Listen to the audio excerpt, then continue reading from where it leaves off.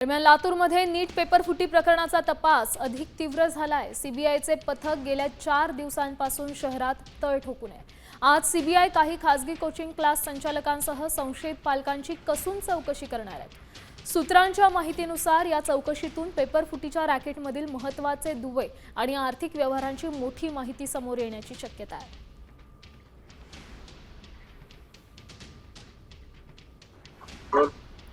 नीट paper फुटी प्रकरणात लातूरमधून रोज नवनवीन खुलासे समोर येताना पाहायला मिळत आहेत। आपण जर बघितलं तर लातूरमध्ये मागच्या 4 दिवसापासून सीबीआयचे एक पथक तळ ठेकून असल्याचं पाहायला मिळतंय।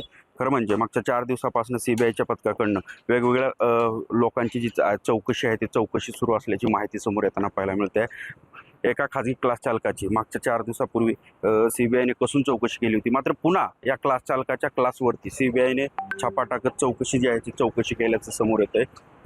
काही विशिष्ट बँकेचे व्यवहार आणि कागदपत्रे देखील सीबीआयनं जे आहेत त्या ताब्यात घेऊन चौकशी करण्यात आलेली आहे आणि या क्लास चालकाला पुण्यात हजर राहण्याची नोटीस देखील सीबीआयच्या वतीने देण्यात आलेली आहे। खरं म्हणजे नवनवीन खुलासे समोर येताना पाहायला मिळत आहेत। काही पालकांचा देखील यामध्ये समावेश आहे का, अशा प्रकारचा तपास सीबीआयकडनं करण्यात येतोय।